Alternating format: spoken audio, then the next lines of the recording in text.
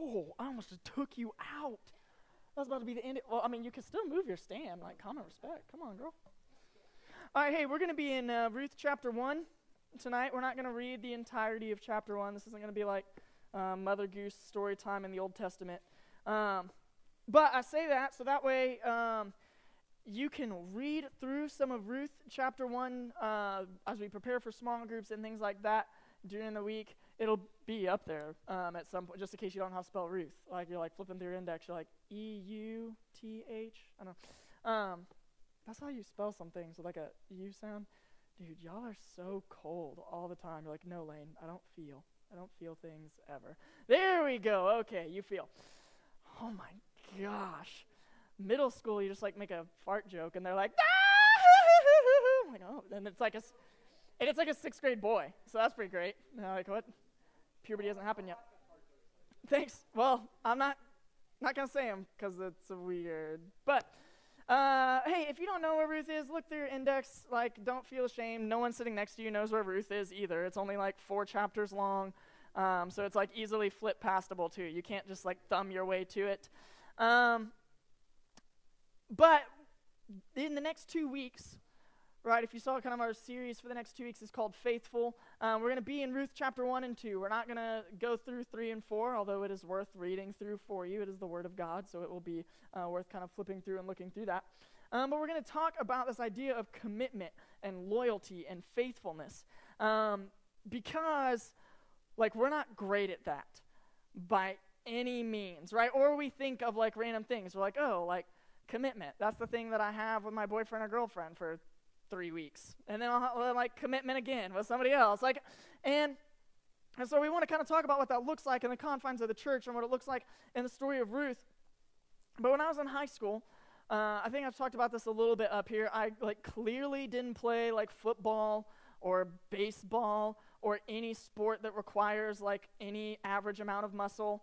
I ran cross country for Georgetown High School, just right up the road.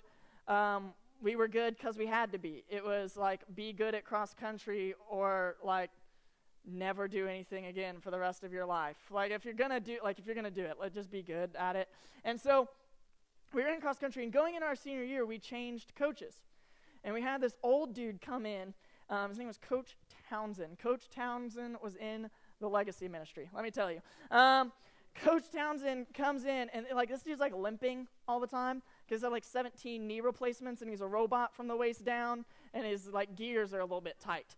And he walks in, and we're kind of meeting him, and he's walking us through the next season, and we were like, hey, we have plans to win the 5A state championship. Like we have a lot of guys that are going to go D1. We have all these things that we want to do.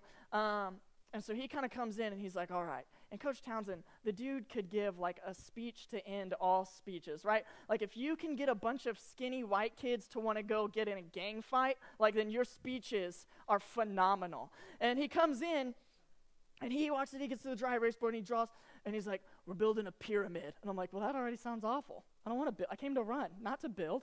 But he's like, we're building a pyramid, and blah, blah, and we're working up to the top. And the top is the state championship, and all these other things are races, and we're building foundation. And he goes, you know what we're going to be? And we're like, 7 dudes that run around town in tiny shorts? Like, I don't know. And he goes, I love cross country. I love running because this is a brotherhood of suffering. Which I'm like, yeah, because we run like 80 miles a week. We get it. We hate ourselves. But we like, and in high school, we latched onto that, and we were like, yeah, we love to suffer, which is a weird thing to love, okay? It's like a weird thing that you like wake up in the morning, you're like, yeah, let it burn. Like, it doesn't really make sense. But we were like, oh, we just latched onto it. We were stoked. We put it on like every shirt. We were like, yeah, brothers. None of us actually related. Those of you that are dudes that play sports, like you're like, no, I get it. My whole entire football team, we do that. We smash heads, and it's incredible. Or you play basketball, you do that, you smash heads, you don't play the rest of the season. But we just got stoked about it. And so like because we wrapped around it, man, we were committed to one another. I mean, every workout, just the way that we were trained, just side by side. Our coach used to tell us, you shouldn't be able to slide a piece of toilet paper between you and the next guy. And I'm like, that is really close, man. I don't want to run that close to anybody, bro, okay? And he was like, you got to get in there, let them take the wind. Everybody's running tight as a pack. You're all running together. You're committed to one another. And we'd be sitting there, and like, there was a guy on my team named Brian. Man, the mic is losing it tonight. Holy, now we're back right in here. And there's a guy on my team named Brian, and he was like, that tall. And Brian, we would do workouts on the track. We would do 6-mile runs on the track, which is a lot of miles on a track. That's 24 laps. It's the most boring thing you could. We would literally finish 3 miles and then just run the track backwards. We were like, look at this new scenery. And Brian would come running up next to me, and if any, like, I was good, but I wasn't great, and I would get a little bit tired and drag back, and there would be like this little arm that would like grab my shorts and pull me up. He was like, you're not going anywhere. I was like, where did that voice come from? And he was just committed to the goal. We would finish workouts, and we would just be like, oh man, we're just going to destroy Cedar Park next week. And we were not. They were like national champions at the high school level. Like they were, like if steroids matters for cross country, they were probably on them.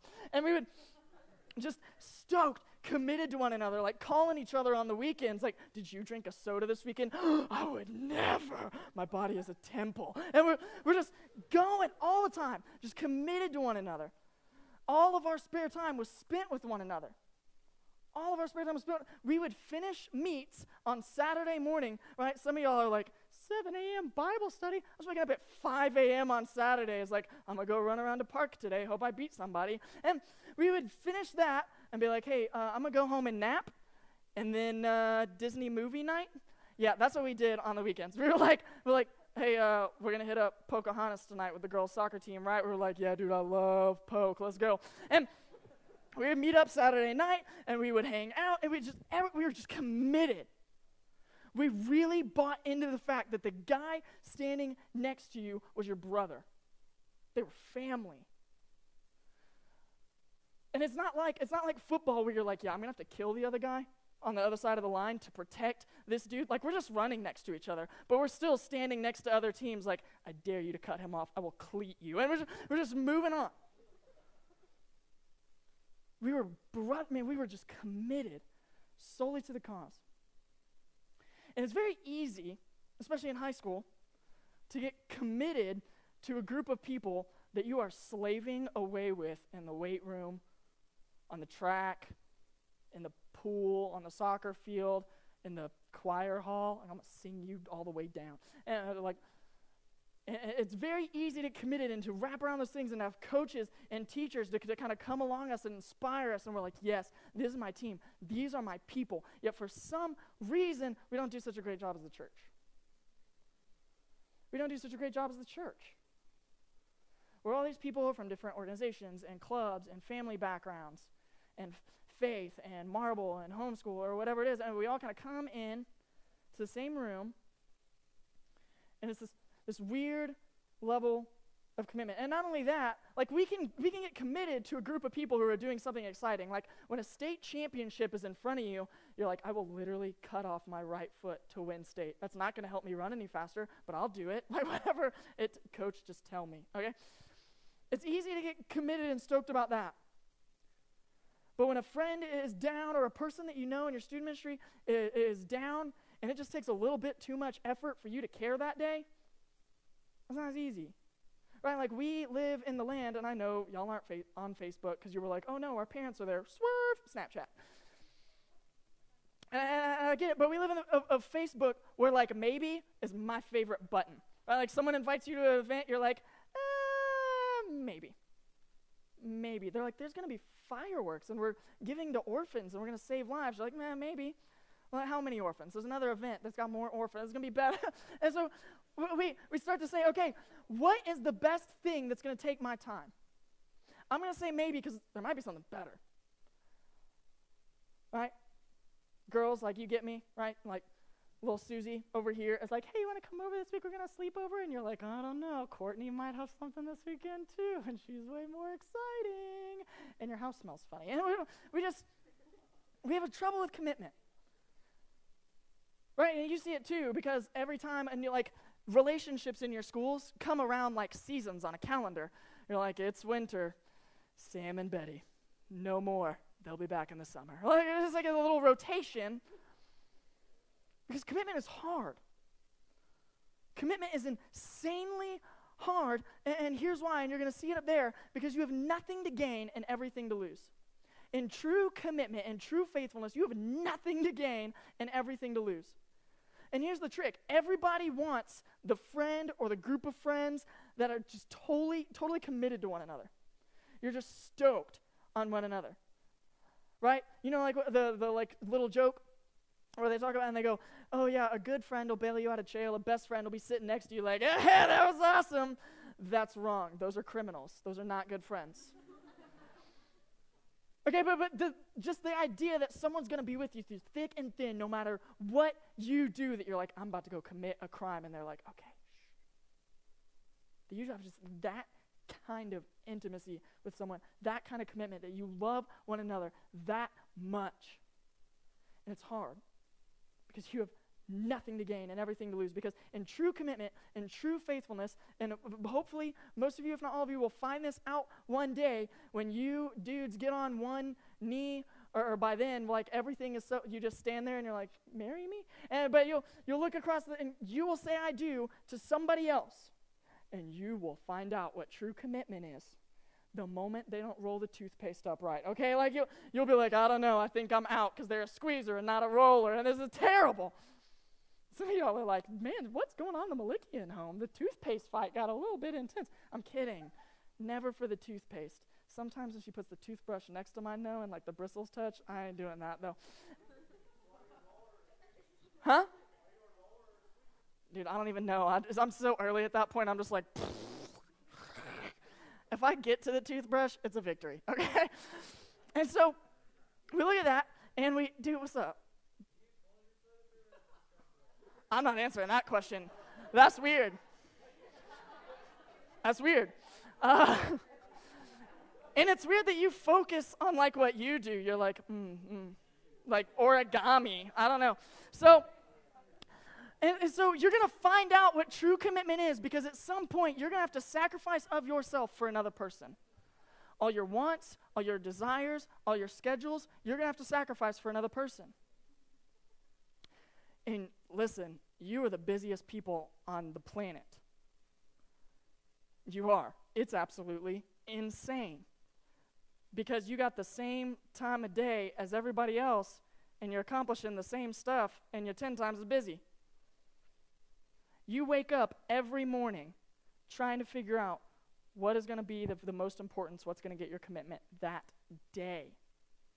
You have no solid commitment to even things, much less people. You just don't. I don't. And in real commitment and real faithfulness, we will have nothing to gain and everything to lose. Because it's going to mean putting aside ourselves and our ambitions and the things that we love and the things that we want and desire for the sake of somebody else. That is true commitment and true faithfulness. Haley and I would have the conversation when we were dating. Okay, dudes, you're going to be here one day. All right, it's a lot harder for you to have to convince a woman to marry you than for her to have to convince you to marry her. I just guarantee it. All right? And it took me like 27 minutes to be like, yep, her. All right, let's move on. It took her like 27 years. And not really 20, I'm not even 27, so that's impossible. But it took her a very long time. Because when you're in college and you've got the whole world in front of you, and then all of a sudden there's this other person that comes alongside you and says, hey, I love you. I'm pretty sure I want to be together with you forever, but I also think the Lord is calling me to youth ministry. And all of a sudden you're like, I don't know about that. Teenagers smell funny. And you're trying to figure out, am I going to sacrifice the ability to do whatever I want, wherever I want, whenever I want, to be with someone else in true commitment and faithfulness to one another? I'll be forward with you. That woman sacrifices a lot more for me than I do for her. And so we have to learn this thing in the church early, because we can't just like wait till one day when we're like, hey, I want to be with you. I don't know what commitment looks like, but we can figure it out. we got to learn what it looks like just in friendship and in the church and in ministry and in Christ. And so we come to the book of Ruth. And in Ruth, in chapter 1, we see this opening scene unfold. And there's Ruth, there's her mother-in-law, Naomi, and then there's her sister-in-law, whose name is in there, but she don't matter. And Ruth and her sister-in-law get married to two brothers. And they marry into a family, and Naomi is their mother-in-law. And they live out, everybody's kind of scattered at this moment. All the Jewish people are scattered around. And at some point, the mother, Ruth, and her sister-in-law all lose their husbands, which means Naomi, the mother-in-law, has now lost her husband and her two sons. And at this point in history, like that matters greatly for your livelihood. Like in 2017, women got it pretty good. Okay, they can get things like an education, a job, take care of themselves. But at this point in history, they cannot. There's a reason in Scripture it says to take care of the least of these, you take care of widows and orphans, and now you literally have a family of widows. They have nothing. And so the options for Ruth and her sister-in-law are that they can go back to their land and find new husbands and get married and live a life and have money and food and be taken care of, or they can stay with Naomi, their mother-in-law, and get none of those things. There is no assurance of what the future holds. There is nothing. No one to take care of them, no way to get money, no way to get food. And the promise of the family line moving forward is done with. There is nothing. And so what happens is Ruth proposes to Naomi that she will stay with her. And her sister-in-law does the same. And Naomi has some pushback. She says, no, you can't do that. You're sacrificing too much. And the sister-in-law goes away. But then Ruth says this to Naomi after this little duel in verse 16.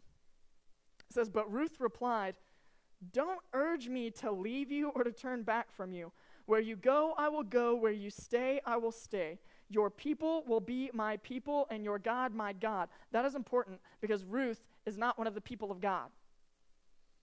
She lives in a land that worships idols and believes in pagan worship. And she says, I'm going to leave that. Your God will be my God. Where you die, I will die.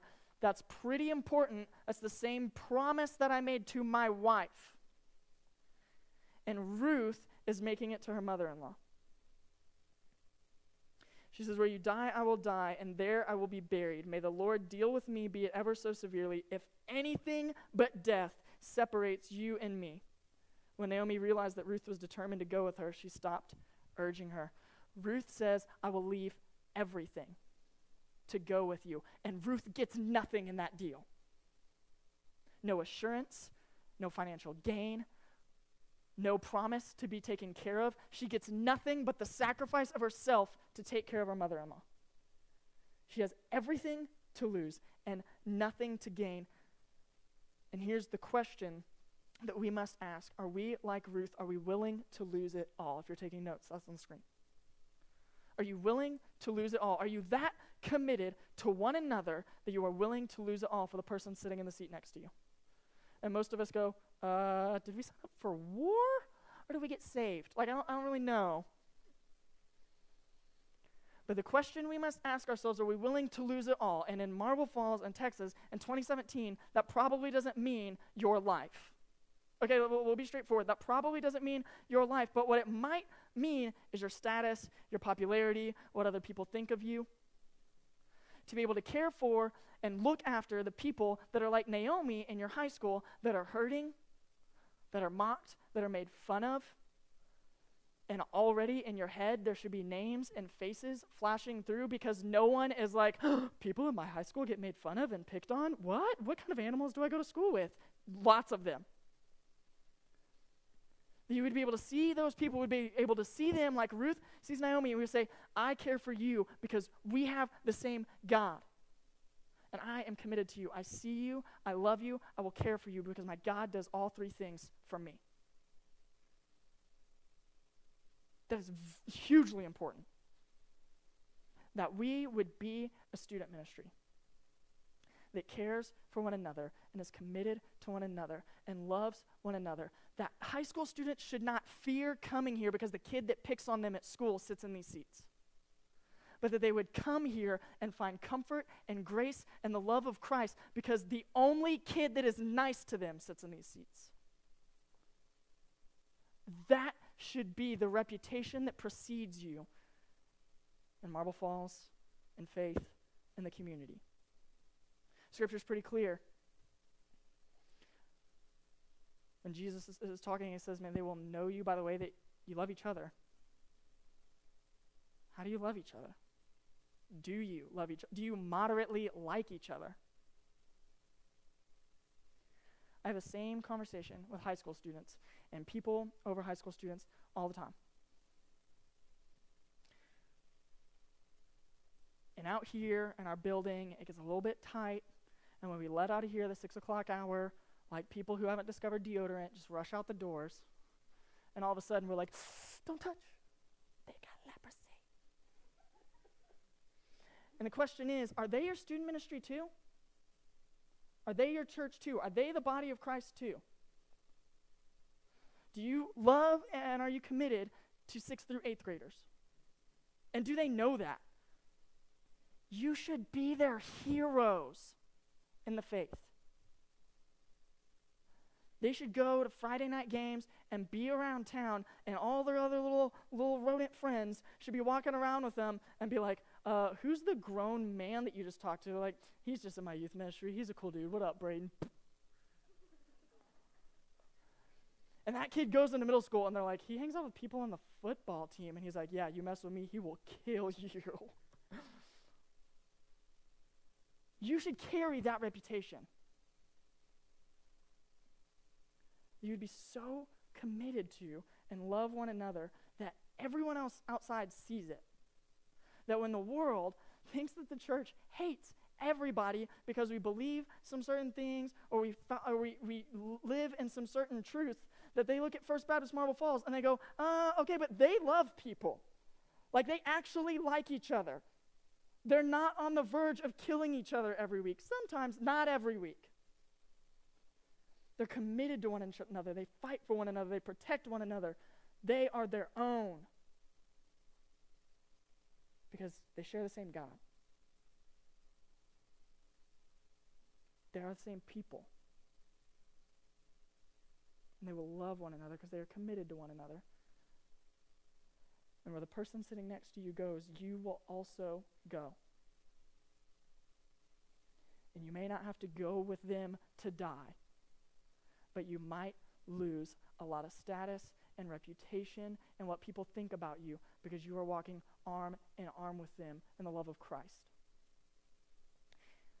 And we, as the church, have to do that because that is what Christ does for us. Everything we do comes back to the love of Christ. Last week we talked about how everything that we do, everything that we learn comes back to full life.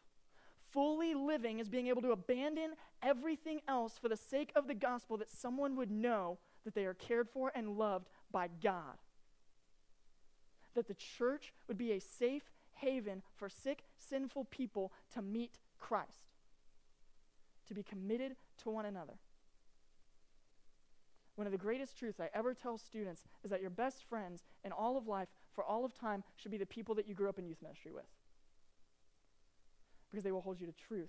They will be committed to you in the love of Christ, and they will fight for you. And if that is not true, then we are missing a crystal clear part of our identity as the church. We're missing it. Because Jesus commits to us at great cost. How can we not be an image of him in our schools and commit to others at great cost? Jesus leaves the throne to come down to earth. You walked around on earth long enough to know that's not a beach vacation. To die and be raised again, that way punks like us could be in relationship with him. If that doesn't excite you and make you want to worship, you're missing something in the narrative. if that doesn't make you want to be committed to one another, you're missing something in the gospel. If that doesn't make you want to love one another, if that doesn't make people that aren't here tonight want to be here because this is their tribe, this is their crew, this is their squad, these are their people, you share the same God, then we are missing something crucial in the gospel. I grew up in a great youth ministry. I had a great youth pastor. I would never tell him that to his face. I don't expect you to ever tell me anything nice to my face either, so we're even. I grew up in it, and I had great friends. This Sunday morning, I shared about two guys that me and my wife hung out with, Scott and Christian, who I grew up with in youth ministry. We were literally in Sunday school from 3rd grade until we graduated. I grew up with a great group of guys where 3 of us, in about a group of 10, all went on to do ministry. The rest of us still involved in churches and love the Lord. And we learned at an early age to be committed to one another. And we were different as all get out. I ran cross country. My friend Christian swam. Swam? Swammed. He swam. My buddy Scott played offensive line on the football team. He was the only cool one out of us. My buddy Caleb looked like me, went on to get super jacked, and now he's in the Army. It's incredible what a few protein shakes can do. My buddy Matt didn't do anything. He just hung out. He was just like a dude. He didn't even go to the same school as us. Great friend of ours. And we, from all these other areas, came to one another, and we knew that we had this youth ministry and this God that we came around that loved us, that was committed to us. And so we learned to be committed to one another. And we learned to be committed to one another so much so that when any of us was in a dark time like Naomi, we learned how to care for one another. And I told middle school this, I tell you this, this is how I lead and how I teach. I share stories with you, so you share stories with me. I'll be vulnerable with you, so you can be vulnerable with me. Seniors, where are you at? Raise your hands. Oh, y'all are so cute. Oh, yeah. Your senior year should be the best year of high school, right? Like you started school and you were like, this is going to be it. Yes. I'm going to get accepted to college. It's going to be great. Some of you juniors are like, yeah, there's like 200-something days till senior year. No big deal. You're like scratching, just waiting. So in my senior year, me and all my buddies, right? This is the same year that we're getting ready to chase a state title with my cross-country team. This is the same year that we're learning what colleges we're going to go to. This is the same year that the Lord would call me into ministry. It would be the same year that I would preach my first sermon. And in that year, we also started just meeting together every week after youth ministry to talk about what God was doing in our life, what sin we were struggling in, how we could get better, keep each other accountable. And in that same year, I sat down with my best group of friends of 18-year-old dudes and our associate youth minister at the time, and we sat down around Christmas time, and I sat down with some guys, and I looked them in the eye. I said, hey, we got to talk about some stuff. I said, okay, what's going on? I said, my mom is very sick. So my mom is very sick, not like cough. Okay, you guys know my mom had been in the hospital at this time, and they had kind of known, and they had walked with me through that journey. They had taken care of me when I was living at home alone because my mom and my dad were in Houston. They would come over and kind of stay with me, or I would go stay with them.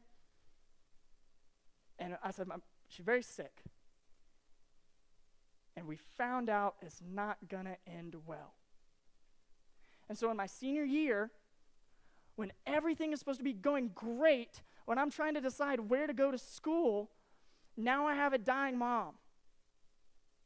Now I am Naomi.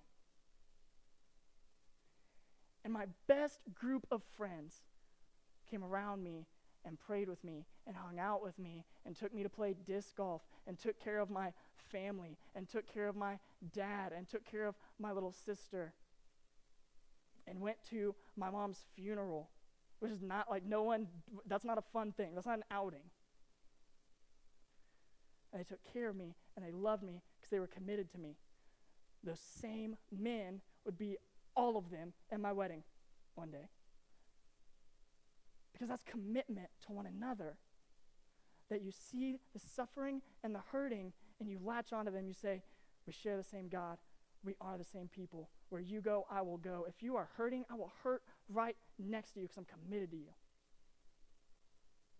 Is that the relationship you have with the people in this room? There's about 35 of you in here. Do you even all know each other's name? That's like a small classroom in the Houston area. That should convict the mess out of you. Figure out at the beginning of your school year, seniors, you have a legacy to leave. Will it be one of commitment to one another for the sake of the gospel? Will kids in your high school say, we have to go to Wednesday night because, oh my goodness, those people love the mess out of each other. They protect each other. They take care of one another. And not only that, they take care of all the other 6th through 8th graders that the rest of us hate. They love them. That's what leadership is. That's what the gospel is. That's who Christ calls us to be. We better do it. George and Grace are going to come up and lead us in worship. I want you to think about this. Do you know that God? If you don't know that God, if you don't know a God that is committed to you and faithful to you in that way, then you can never be committed to somebody else in that way. Never. You got to know that God. Don't leave here tonight without knowing that God. You can talk to me, great. You can talk to a friend. Hopefully your friend knows how to share Jesus with you. You can talk to an adult. That's like why they're here. They're not just like, I need another good high school sermon this week. I'm going to come hang out. They want to minister to you. They want to be a part of that. But if you do know that God, ask, why do you not look like him? Why do you not look like him? You do not know what tragedy faces the students in your halls this school year. Will you be there? Will First Baptist Marble Falls Student Ministry be there to care for them and show them the love of Christ? I'm going to pray for us and they're going to lead. Father,